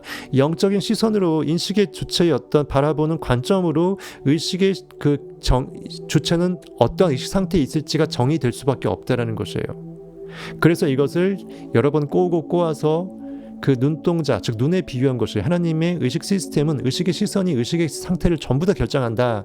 즉 의식의 시선을 중요시 여기라. 내가 나를 어떻게 생각하고 바라보고 있는지 의식의 눈이 어디에 거고 있고 무엇을 바라보고 있고 어떠한 방향으로 내가 세상을 관조하고 있는지를 먼저 캐치하라는 거죠. 그 눈의 의식의 시스템이 마음의 법칙이 배 오른편에 그물을 던지면 정말 가장 많은 물고기를 얻듯이 내 영은 더 깨어날 수밖에 없고 내 영적 달란트는 풍성해진다라는 거죠. 의식은 굉장히 팽창하게 되고 진리는 그 정말 오병이어 역사처럼 5천 명을 먹이고도 떡덩어리가 아주 많이 남는다라는 것입니다. 그처럼 너희를 범한다. 즉 너희를 누가 범할까요? 현실이 범할까요? 아니에요. 내 의식 상태가 나를 범해요. 너희를 범하는 자는 결국 누구예요? 나의 사탄적인 마음, 그리스도에 대적하는 마음, 현실에 반응당해서 내 그리스도를 살리지 않고 내 그리스도를 업수히 여기는 내 현실에 반응하는 고깃덩어리 마음, 이성 오감적 과거의 관념에 갇힌 나의 그릇된 에고예요. 현실에서 누가 나한테 해코지하고 힘들게 하더라도 결국 내 마음에서 비롯되었기 때문에 결국은 내가 현실에 반응당한 마음이 근원이거든요. 그것에서 비롯되었거든요. 결국 너희를 범하는 자의 가장 궁극의 그 참 이면에 있는 진짜 의미는 그것입니다. 너희를 범하는 자는 내 안에 있는 그 참 영의 눈, 하나님이 머금고 있는 그 눈의 눈동자, 즉 눈동자를 이미 눈알은 하나로서 동체로서 하나로 갖고 있잖아요. 그 눈동자를 범하는 것이라. 즉 하나님의 진짜 실체 본체 상상력을 업수히 여기면 하나님 자체를 범하는 것이고 하나님은 그것을 너무나 허락할 수가 없다. 진리의 법칙은 굉장히 그걸 싫어한다라는 것이에요. 그럼에도 불구하고 하나님은 우리에게 자유의지를 주셔서 우리가 인식한 그대로 하나님은 일하시기 때문에 그럼에도 불구하고 너희가 너희를 범하겠느냐, 즉 내 안에 있는 하나님 눈동자 나의 의식의 시선을 그대로 없이 여기겠느냐, 그럼으로써 눈 자체인 영 그 자체인 하나님의 진리를 없이 여기느냐, 그걸 말하는 것. 굉장히 무서운 말입니다. 너희를 범하는 자는 그의 눈동자를 범하는 것이라. 포도나무와 가지는 하나이고 눈과 눈동자는 하나이면서 하나님과 예수 그리스도는 하나이면서 내 안에 있는 진리, 하나님 의식 시스템 자체가 제대로 가리스굿을 내가 가장 궁극으로 원하는 그 상태로서 선하심을 내가 의도할 수 있기 위해서는, 즉 하나님의 욕망의 말씀을 내가 그대로 순종해서 나의 나됨, 나의 하나님됨을 내가 예수 그리스도로서 증거할 수 있기 위해서는 결코 내가 나를 범하게끔 만들지 말아라는 뜻입니다. 아주 고난도의 말씀이에요. 스가랴 2장 8절. 아무도 나한테 범죄하지 못하고 세상에서 까부는 사람 없겠다라는 것은 표면적으로 그냥 조금 이제 해석하는 거고, 더 이면으로 가게 되면 결국 그들이 그렇게 하게끔 만든 것도 내 마음이잖아요. 현실에 반응당한 내 마음입니다. 스가랴서 2장 8절.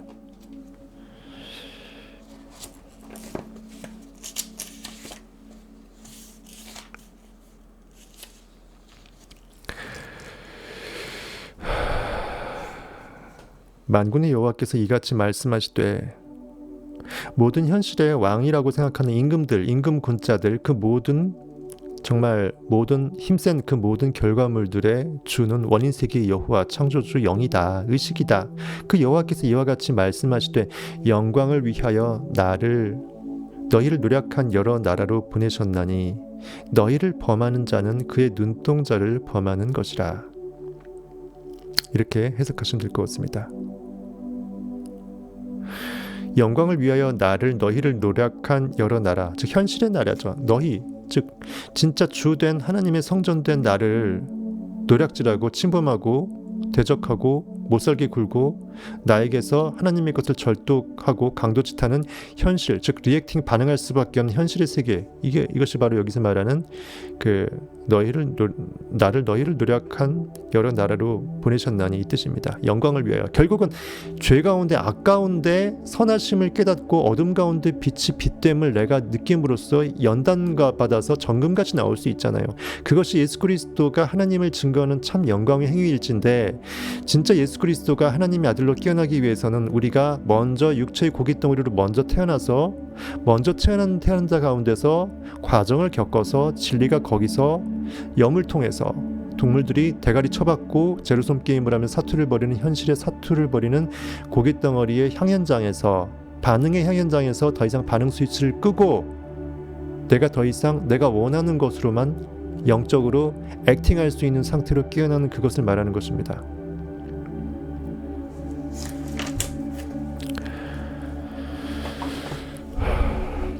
내 안에 그리스도가, 여러분 안에 그리스도가 누군지 알게 된다면 결코 여러분 스스로를 여러분은 결코 해하지 않게 됩니다. 그것이 정말 여러분들이 예수 그리스도 상정이 돼 있잖아. 내가 배고플 때 네가 먹을 걸 안 줬고, 내가 굶주릴 때 내가 뭐도 할 때 뭐 옷도 안 줬고, 그 말이 그 말이에요. 내 의식이 헐벗고 굶주리고 가난하고 궁핍해서 나가 떨어져 갖고, 그것이 참 나이고 그것이 예수 그리스도가 하나님인데, 현실에 반응당해서 내 영적 곳간을 텅 비워내는 그 행위, 그것은 결국은 내가 나를 범하는 자입니다.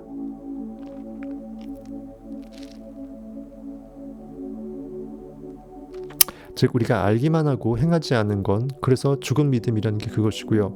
내가 그것이 옳다고 알면서도 마음의 법칙을 안 써먹으면 믿음이 없음과 동일하다는 것입니다. 상상력이 창조한다고 생각을 하면서 상상하지 않으면 상상력이 그것이라는 그 진리를 아는 게 아니라는 거죠. 참 진리는 물만이 아니라 물 플러스 피까지 역부리에서 터져 나와야 돼요.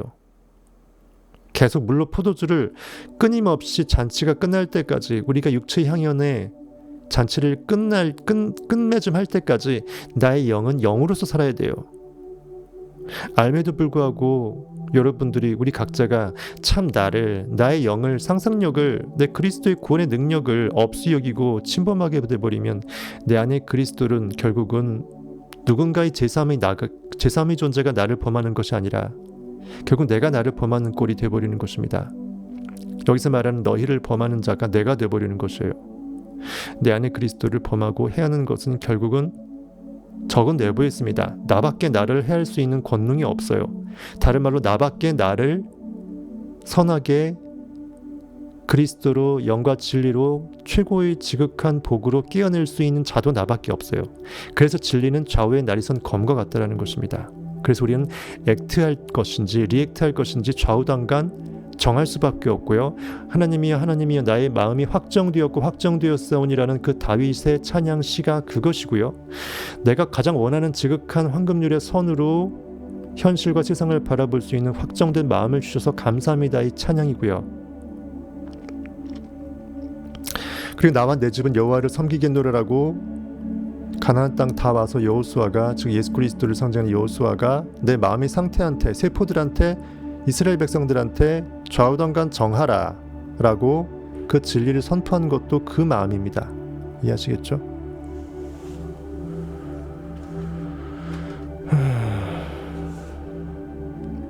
네, 졸리님 어서 오시고.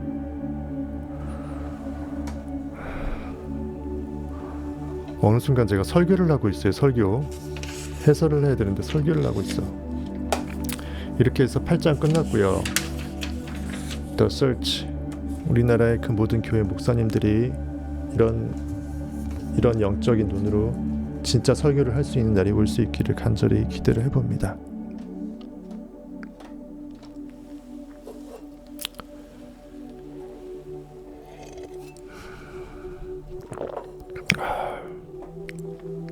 목 아프. 또 목 쓰면 안 되는데 목을 써버렸네.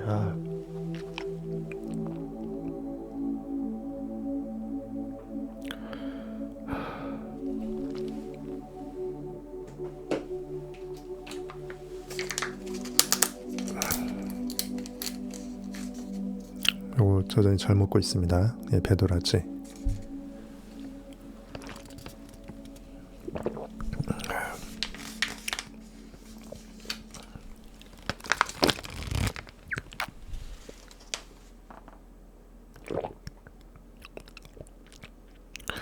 이미 바도따님 반은 이해하세요?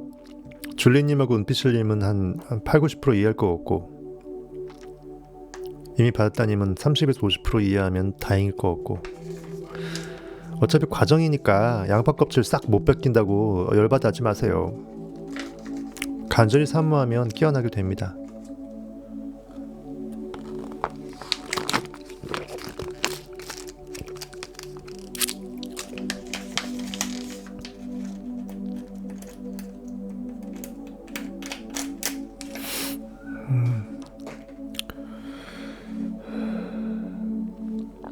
더 서치에서 그 다른 책자, 그 당시에 네빌, 그 당시에 다른 책자, 소책자가 서치라는 게 있었어요.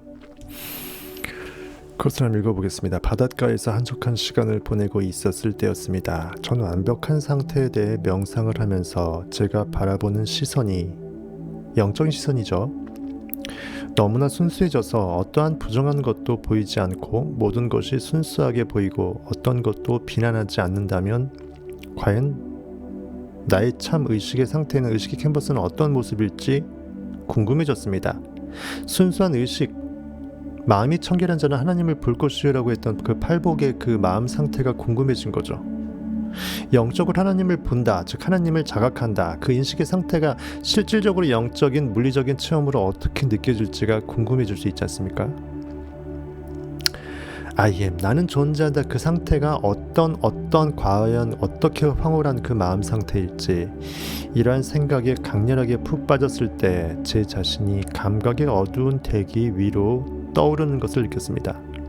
감각의 어두운 대기, 어두운 흑암이 깊음 위에 있고 땅이 혼돈하고 공허하며 그 창세 전에 그 정말 I am의 그 백도화지 상태, 감각의 어두운 대기 위로 떠오르는 것을 느꼈습니다. 그 느낌이 너무도, 그러니까 현실 시공간에 갇힌 그 감각의 어둠입니다. 즉 영으로 깨어나는 것이에요. 의식으로 에테르로 붕 떠올라서 그 디스펜자 해서 다 아시잖아요. 우리 고깃덩어리 몸도 파동을 갖고 있다고 했잖아요. 파동이 점점 커지게 되면 똑같은 몸으로 보여도 몸이 아니고 더 이것이 또 신비로워지게 되면 몸도 이게 안 보이게 해서 공중으로 분해되는 그런 상태도 가능할 수 있을 것 같잖아요. 그렇죠? 신비적인 상태라면. 그렇게 한다면 축지법이라고 해서 갑자기 훅 멀리 그냥 삼국지에 나오는 것처럼 뭐 수호전에 나온 것처럼 가버리는 것도 가능할 수 있을 것 같아요. 네빌도 그 몇백 킬로 멀리 떨어져 있는 곳에서 자기의 모습을 보였다고 했잖아요. 이러한 생각이 강렬하게 푹 빠졌을 때 제 자신이 감각의 어두운 대기 위로 떠오르는 것을 느꼈습니다. 그 느낌이 너무도 강렬해서 제가 마치 공기로 된 육체 안에 존재하는 불덩이처럼 느껴졌습니다. 육체가 공기로 돼 있어, 즉 기체로 돼 있어. 그러면서 존재하는데 불덩이처럼 열을 내고 있어. 그래서 이제 그 성경에서도 그 하나님을 소멸하는 불로 비유도 하잖아요. 성령의 불. 양자 에너지장이겠죠. 아니 주파수가 아주 초고주파로 업되면서 에너지를 많이 확장해서 머금어낸 그 상태일 것입니다. 그리고 그때 죽음과 싸워 이긴 사람들의 찬양소리와 함께 천국의 합창소리와 같은 음성이 들려왔습니다. 내가 고기의 시공간 속에서 생장사멸하고 흙으로 돌아가는 보이는 물질이 아니다 라는 것을 깨닫게 되는 그 인식의 상태가 결국은 죽음과 싸워서 영적으로 승리한 그 승리자들의 찬양의 외침이겠죠. 영들의 외침입니다. 함께 천국의 합창 소리와 같은 음성이 들려왔습니다. 그는 깨어났다. 그는 깨어났다. 온전한 의식으로 영으로 하나님의 영이시니 예배하는 자가 고깃덩어리가 고기로 예배하지 않고 영과 진리로 참여하게 될 때 내 하나님의 영은 끌어올려지겠죠. 그것은 저를 두고 한 말이라는 것을 직감적으로 알았습니다.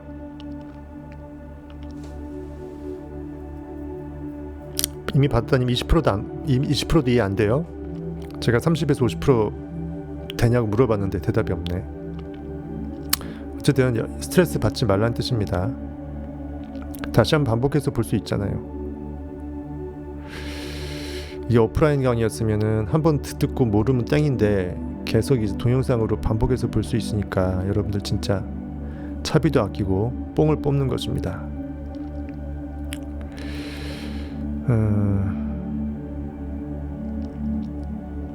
다음 순간 저는 밤길을 걷고 있는 듯 보였습니다. 그러다가 고대의 베데스다 연못과 같은 장면이 눈앞에 펼쳐졌습니다. 요한복음 5장 제가 다 말씀을 드렸죠. 베데스다 연못 얼마 전에 했는데 한번 또 볼까요?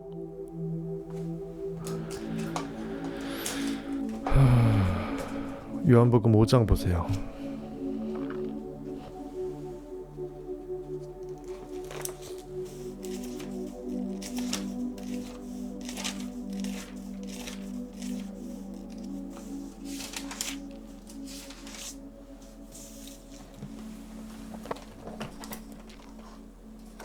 되게 재밌는 이야기였죠.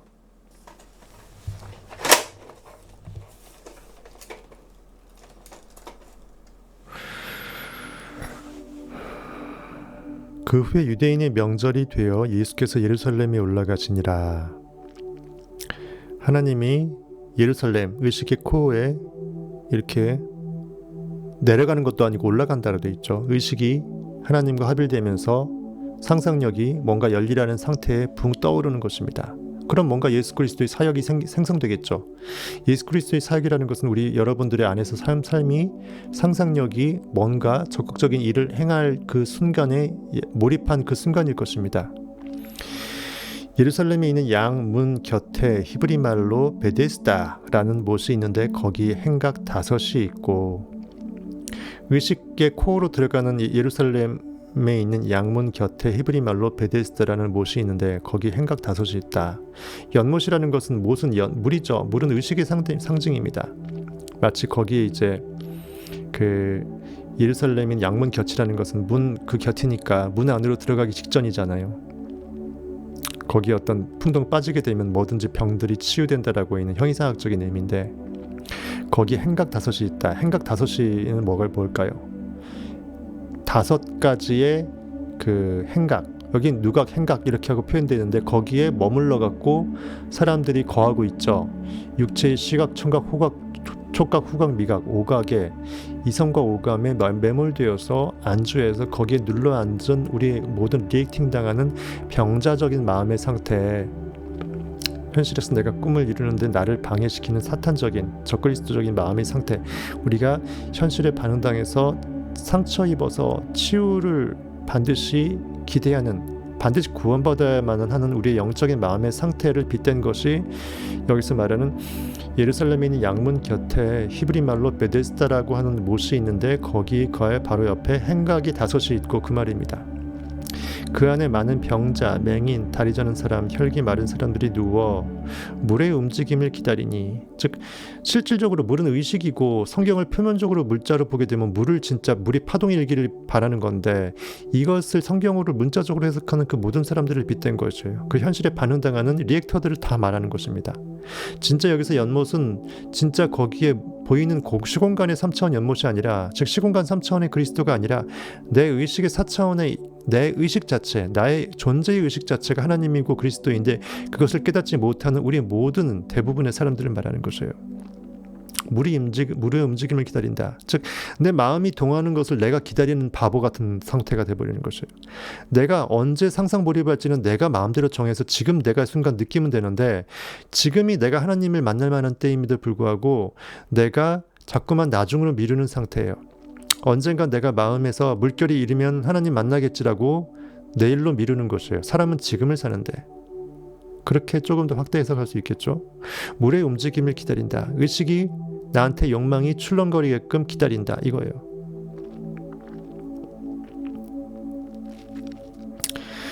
그래서 여러분들이 4차원의 세계에서 현존을 자각하면서 지금 이 순간 땡긴다, 무엇이 갈급해지고 뭔가 욕망이 불끓는다, 그거는 내가 그 상태를 머금어낼 수 있는 최고의 기회예요. 땡길 때 부르르 떨 수 있잖아요, 그렇죠? 갈망이 될 때 물을 마시면 물이 꿀맛이 되듯이, 여러분들이 정말 욕망이 충동이 일 때 여러분들 순간 눈 감고, 아니면 골방이든 아니면 침대에서 누워있던 아니면 어떤 자세든 여러분들이 연습만 하면 걷기 명상도 있다시피 여러분들의 명상의 상황은 문제가 될 것이 없습니다. 이는 천사가 가끔 못에 내려와 물을 움직이게 하는데 움직인 후에 먼저 들어가는 자는 어떤 병에 걸렸든지 낫게 되밀어라. 이 글자를 또 문자적으로 해석하는 우리 지금 이 시대에서 예수 그리스도를 기다리면서 이성과 오감이라는 5 행각에 안주해서 거기에 기거하면서 우리의 병든 마음과 현실에 구원 못 받고 결핍당한 이 모든 상태들을 막연하게 치유를 기대하고 갈망하면서 주 예수여 어시옵소서 하면서 언제 저 연못에 물이 출렁거릴까 천사가 외치는 소리를 시공간 3차원에서 듣고 있는 우리 모든 대부분의 정말 진리에 눈이 먼 그 모든 사람들을 말하는 것입니다. 이렇게 다차원적으로 해석이 될 수 있겠습니다. 거기 38해 된 38년 된 그 병자가 있더라. 아주 오래됐다라는 거죠.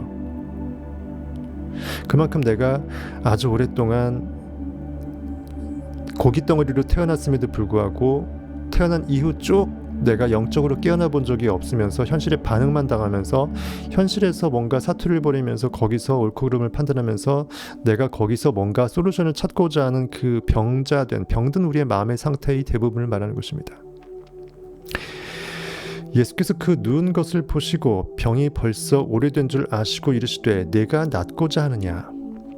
항상 예수는 성경에서 내가 무엇을 원하느냐를 물어봐요. 내가 원하는 게 무엇이냐.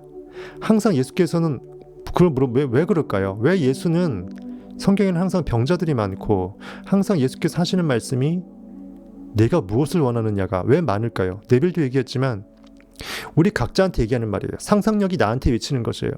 상상력이 진리가 내 안에서 깨어나서 소원을 들어주고 싶은데 내가 뭘 원하는지 몰라. 그럼 내가 결국은 간절히 바라는 보이지 않는 소망이 없으면 추동력이 없으면 내가 제대로 발진할 수 있는 에너지가 없어요. 간절함이 없으면 결과를 내가 확정시키겠다라는 그런 욕망이 없으면 움직일 수가 없어요. 그거예요, 그거. 내가 낫고자 하느냐. 내 진리는 이미 내 마음의 상태를 다 알고 있어요. 내가 무엇을 원하는지 상상력은 잘 알고 있어요. 깨어나기만 한다면 상상력은 아버지 하나님께서 다 욕망을 다 알려주시기 때문에 하나님께서 아버지께서 만나게 해주신 자 말고는 내가 결코 만날 수 없다라고 한 말 그 말이에요. 모든 욕망의 상태를 내가 다 만나게 해줘요. 예수께서 그 누운 것을 보시고 누워 나자빠져 있다. 즉 내가 일어설 생각을 못하고 있다. 의식이 나자빠져 있다. 욕망이 완벽하게 뻗어져 있어서 내가 욕망을 제대로 추설해서 머금어낼 수 있는 그러한 의식의 힘을 상실했다. 내 정말 소망이 엄청난 소망이 있었는데 그게 너무나 유언해서 잊혀져서 더 이상 그런 욕망이 있었는지 없었는지 가물가물할 정도인데 완벽하게 잊혀지진 않았기 때문에 뭔가 미래의 구원을 원하면서 이 다섯 행각에 모여 있는 거잖아요. 완벽하게 잊혀지지 않은 욕망의 상태입니다. 즉 아이가 죽지 않고 잠자고 있다라고 사르밧 과부의 아이처럼 그 상태죠. 벌써 오래된 줄 아시고 이르시되 내가 낫고자 하느냐. 진짜 내가 이 상태에서 결핍해서 그 결핍이 치워져서 욕망이 다 죽어졌다가 그것이 완벽하게 살아서 그것이 이미 이름받은 줄로 내 영이 거듭나고자 하느냐. 그럼으로써 그 과정에서 상상력이 주됨을 네가 깨닫고자 하느냐. 정말 믿음이 진리가 일함을 네가 깨닫고자 하느냐 이거예요. 병자가 대답하되 주여 물이 움직일 때 나를 못에 넣어주는 사람이 없어. 그러니까 성경을 계속 문자적으로 보는 우리의 마음들이에요. 물이라는 거 의식인데 의식이 움직일 때를 내가 기다려요. 의식은 내가 마음대로 지금 이 순간 느껴버리면 의식은 움직이는 거고 욕망은 추구가 되는 건데 계속 의식을 수동적으로만 내가 미래를 기약하며 지금 이 순간을 날려버리는 인간의 나약한 마음을 다 빗댄 것이에요. 현실에 반응당하면서 지금 내가 물에 빠지면 되고 지금 내가 의식에 빠지면 되고 지금 내가 욕망의 바다에 빠지면 되는데 그것을 내가 굳이 미루고 뭔가 내가 그것에 들어갈 수 있는 기회가 생길 때만은 손 뒷짐지고 바라보는 그 상태. 물이 움직일 때 나를 못에 넣어주는 그것도 지가 갈 생각 안 하고 누군가 나를 못에 넣어줄 걸 또 기대해. 그 현실에 반응하면서 현실에 기대하는 것이에요. 현실의 결과물에서 내가 정말 가난하면 내가 그냥 갑자기 로또 맞고 부자가 될 수 있기를 막연하게 기대하면서 현실 탓하면서 내가 금수저네 흙수저대 하면서 나를 그렇게 만들 수 있는 제3의 무엇을 자꾸 기대하는 것이에요. 그걸 기다리는 것이에요. 나를 못에 넣어주는 사람이 없어. 내가 가는 동안에 다른 사람이 먼저 내려가나이다. 그러니까 어차피 다른 사람들이 차지할 거라고 생각하면서 적금은 내 꿈이 될 수 없겠지. 내가 100억 1000억 부라고 하면 에이 바라긴 하는데 옆에 누구 됐네. 쟤는 내가 아니니까 운이 좋았나 보지 하면서 다른 사람들이 그 꿈을 쟁취하면서 그 사람이 쟁취하기 때문에 내가 쟁취하지 못한다라고 비교의식을 느끼는 것이에요. 제로섬 게임이라고 생각하는 거죠. 제가 되면 나도 된다고 거꾸로 긍정적으로 생각하는 게 아니라 제가 됐으니까 나는 안 되겠지. 패배의식입니다. 내가 가는 동안에 다른 사람이 먼저 내려가나이다. 그러니까 나는 어차피 나보다 다 빠른 사람 많고 나보다 운 좋은 사람 많고 실력자 많으니까 그래서 내가 현실에서 이 모양 이 꼴이라고 하면서 원하긴 하지만 뭔가 액션 취하는 건 없어요. 내 안에 주가 주임을 깨닫지 못하고 있어요. 예수께서 이르시되 일어나 내 자리를 들고 걸어가라 하시니 내 안엔 진리는 말합니다. 나한테 내 현실에 반응당한 내 고깃덩어리 자아한테 얘기합니다. 뭔 개소리야. 뭐 아무 또 꾸짖지도 않아요. 아무 말도 안 해요. 일어나라. 그리고 내 자리를 들고 걸어가라. 이것을 하나의 문장으로 해서 일어나 내 자리를 들고 걸어가라. 누워있지 말라.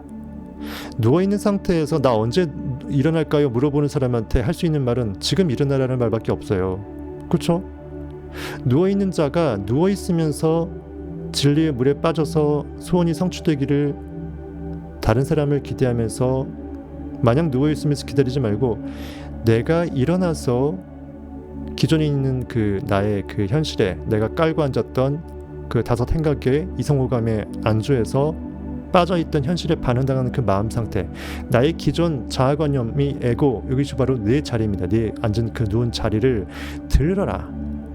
거적대기를 들고 일어나라. 걸어가라. 그리고 걸어가라는 것은 믿음의 눈으로 이미 이룬 줄로 알고 가라는 거죠. 나의 삶을 살으라는 거죠. 이미 나는 성공자다라는 거죠. 야곱이 아니고 이스라엘이라는 거죠. 일어나 내 자리를 들고 걸어가라. 그러면 내 의식이 먼저 깨어나야 돼요. 걷기 위해서는 자리를 들기 위해서 먼저 일어나야 돼요. 내 의식이 먼저 붕 솟아올라야 돼요. 즉 내가 하나님됨을 걷자를 내려앉히고 속자가 하나님됨을 깨달아서 붕 떠올라야 돼요. 그 사람이 곧 나아서 자리를 들고 걸어가니라. 바로 곧 나았다.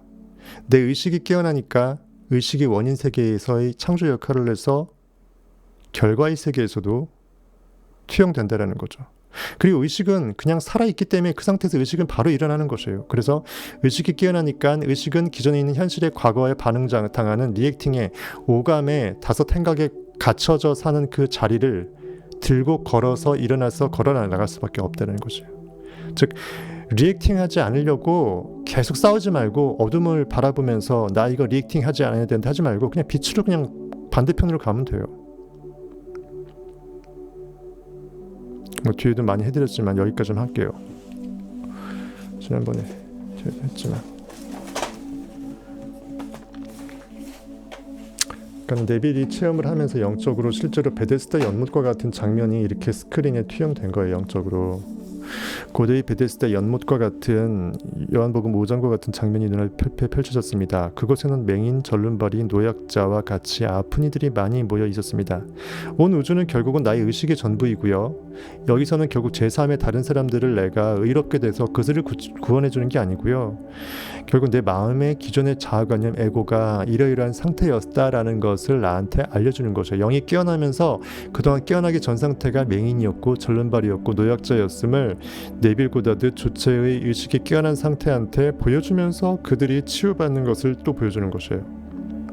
그러다가 고대의 베데스다 연못과 같은 장면이 펼쳐졌습니다. 그곳에는 맹인, 절름발이, 노약자와 같이 아픈 이들이 많이 모여 있었습니다. 그들은 그들의 관습처럼 성경을 문자적으로 해석했던 그 관습, 종교적으로 우리 모태신앙 3대째라고 하면서 그 관습, 그런 것들에 의해서 내가 현실에서 뭔가 나를 구원할 수 있는 하나님을 찾는 그 관습처럼 연못이 흔들릴 때를 기다리는 것이 아니라, 즉 내가 영이 지금 이 순간 now here 내가 원하는 곳에 I am 존재한다고 있다라고 느껴버리면 되는데, 그러지 못하고 마냥 기다리고 두 손 놓고 있는 제3의 그 무엇을 기대하는 그러한 나약한 상태죠. 영적으로 연못을 흔들리는 때를 기다리는 것이 아니라 저를 기다리고 있습니다. 즉 내 안에 있는 기존의 과거의 관념은 내 의식 참나 I am을 기다리고 있었다라는 것이죠.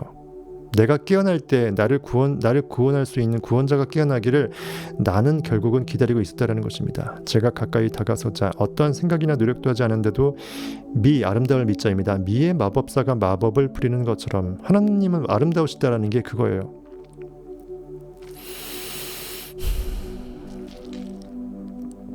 그들은 차례대로 변해갔습니다. 눈, 손, 발등, 눈, 손, 발 등 그들에게 없던 부분들이 보이지 않는 창고, 보겠어요? 의식의 무한대의 전체 집합 유죠. 보이지 않는 창고입니다. 잠재의식이에요. 보물창고예요. 온 우주의 양자장입니다. 에서 나와 제 안에서 솟아나는 완벽한 완벽함과 조화를 이루면서 그들을 완벽하게 만들었습니다. 온전함으로 치유받은 것이에요. 내 의식의 영이 과거의 에고를 소급화해서 소멸시키고 필요 없는 거 불살라게 하면서 완벽하게 원래부터 온전한 상태로 있었던 것처럼 나를 회복시키는 상태를 말하는 것입니다. 이것이 진정한 힐링이에요. 현실에 반응당해서 처세술적으로 내가 힐링받는 느낌으로 착각하는 그 힐링이 아니고 진짜 진리로 내가 깨어나면 그것이 참 힐링입니다. 막연하게 주 예수여 어서 옵시옵소서라고 정말 구걸하는 그 상태에서 일어나 거적대기를 들고 걸어가라. 바로 그거예요. Just do it. 나의 기정신이죠.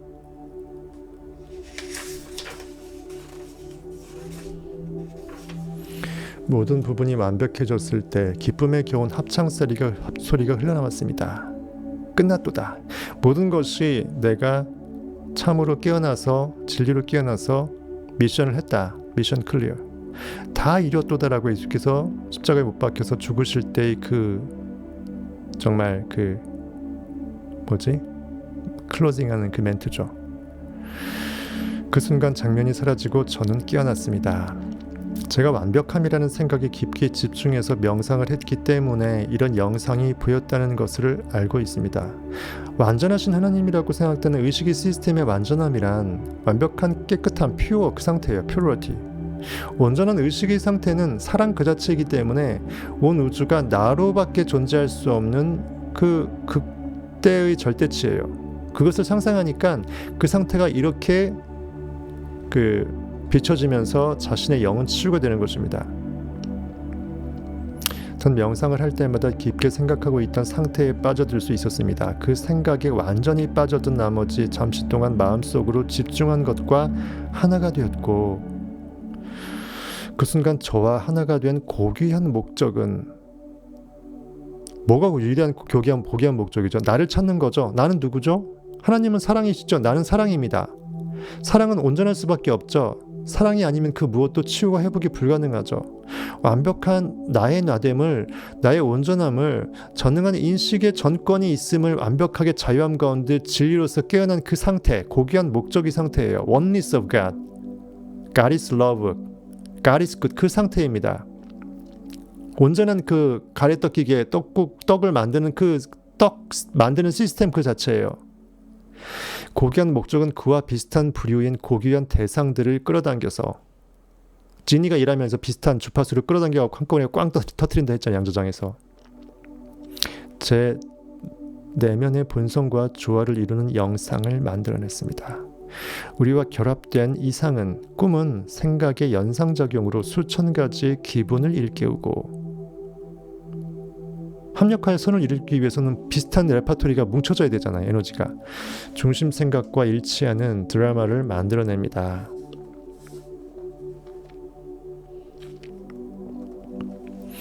저는 저희 기분과 제가 보는 비전이 밀접한 관계에 있다는 사실을 7살 때쯤 처음 알았습니다.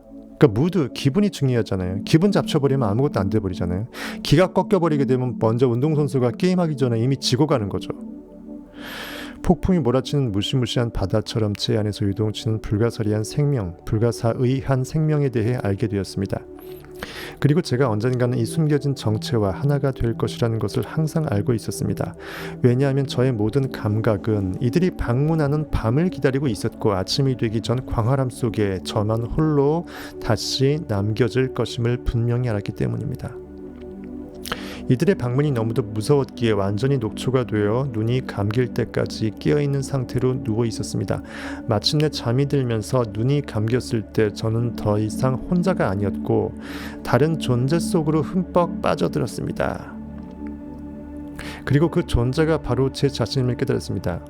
홀로 외롭다라는 것은요, 온 우주에 나밖에 없음을 알고 꽉 차 있는 상태는 외로울 수가 없어요. 전체 집합을 느끼면 전체 집합의 그 다음 여집합은 없기 때문에 그때는 외로움을 느낄 수가 없어요. 꽉 찬 오히려 벅참과 사랑을 느끼죠. 하나됨을 느끼지 외로움을 느낄 수 없어요. 외로움이라는 것은 내가 전체로서 하나임을 못 느낄 때 결핍이 느껴지면서 뭔가 떨어뜨려진 고독감을 느껴지잖아요. 즉 내가 진리로 거듭나게 되면 외로움이 없어져요. 그것을 말하는 것입니다.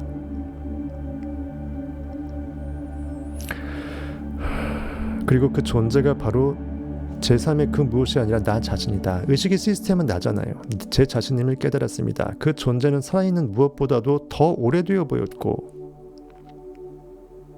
가장 근원 오브 근원이기 때문에 그것을 빗대어서 오래되었다라고 비친 거죠. 그 시절이 저보다도 더 저처럼 느껴졌습니다. 그 당시 밤마다 제가 깨달은 점을 말하려는 이유는 제 생각을 다른 사람에게 강요하려는 것이 아니라 인생의 법칙을 알고자 하는 사람들에게 희망을 주기 위해서입니다.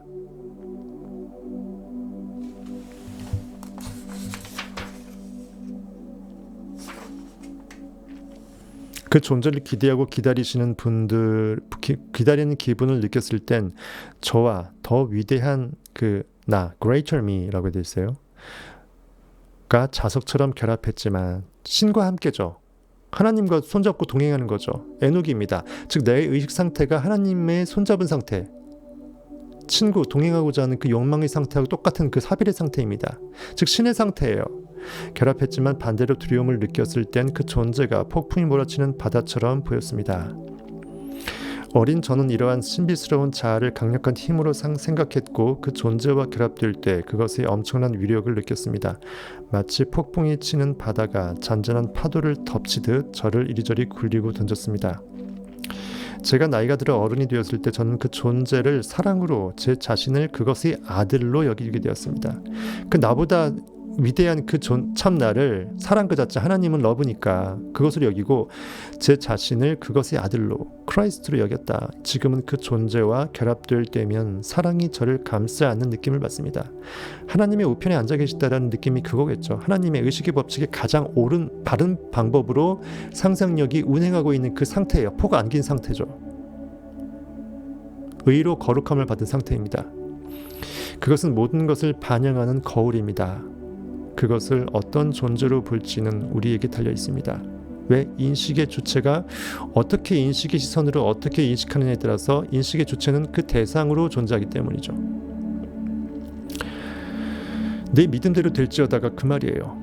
그렇게 믿어버리면 할 수 없다는 것이죠. 그건 누가 말릴 수가 없어요. 저는 그것을 세상의 모든 가닥들을 끌어당기는 모든 양자적 에너지를 끌어당기는 거죠. 중심이라고 믿고 있습니다. 그것이 그 핵심 컨트롤 타워로 우리 인식의 주체 I am입니다. I am.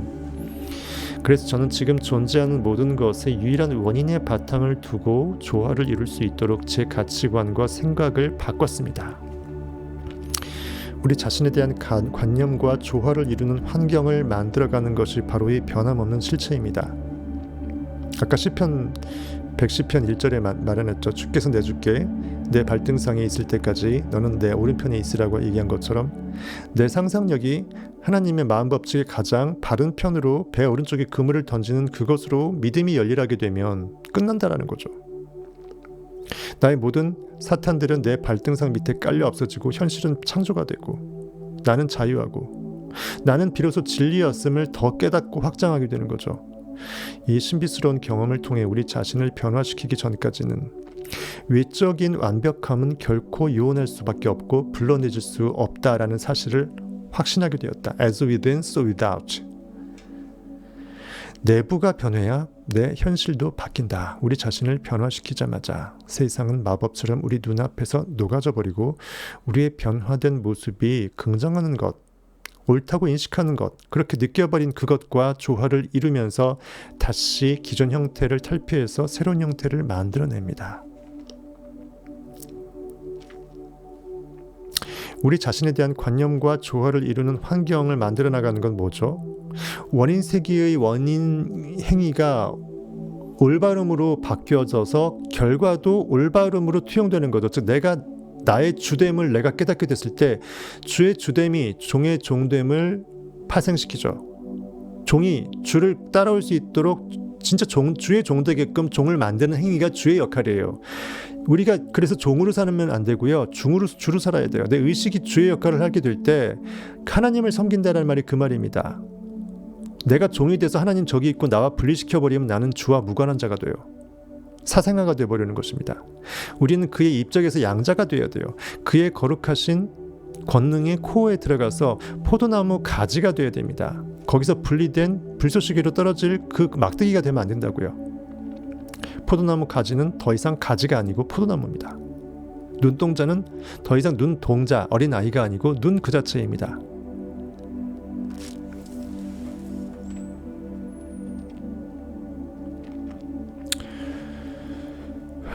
저는 여러분에게 여기까지 할게요.